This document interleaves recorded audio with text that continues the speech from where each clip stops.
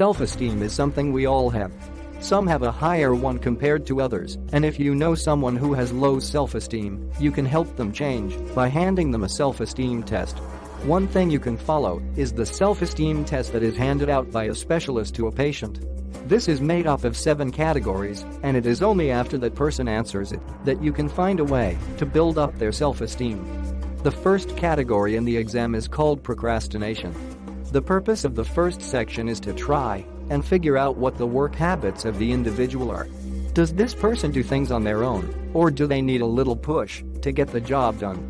The next category will determine whether the person is a risk taker or not. If you are a risk taker, this means that you have high self-esteem and are optimistic about whatever life offers to you. If you have low esteem, you just want to play it safe rather than rock the boat. Is it wrong to play safe?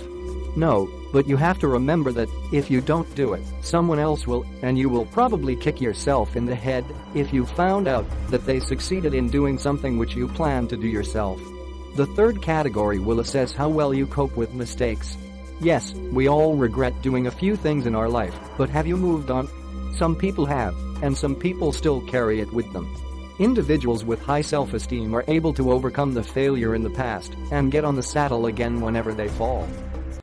Aside from having regrets, the next category will check whether or not you generalize about a lot of things in life.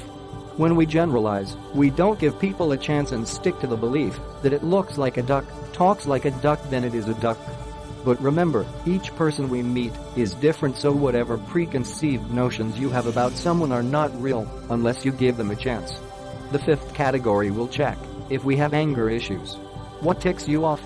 We all have our limits, but some individuals are easily angered compared to others. The test will also figure out what causes it, and so a lesson plan can be made to try and change that. Some people can easily get along with others, while some are shy, which is why they don't have many friends or have a difficult time keeping a relationship. The sixth category in the self-esteem test will determine how well you relate to others, especially people you have never met. Finally, the last category of the self-esteem test will ask if the person is happy or not. Although self-esteem is all about accepting what you have and not thinking about what you don't, some people can't help but want more. Again, there is nothing wrong with wanting more, but you must never forget or take for granted what you already have. After analyzing the self-esteem exam, you will more or less know what the person thinks of themselves and others. You can now figure out a way to change some of those misconceptions. You can talk to them or let a specialist take care of it. The important thing is that they change their ways. Click the link in the description below to visit the Forgotten Laws to learn more.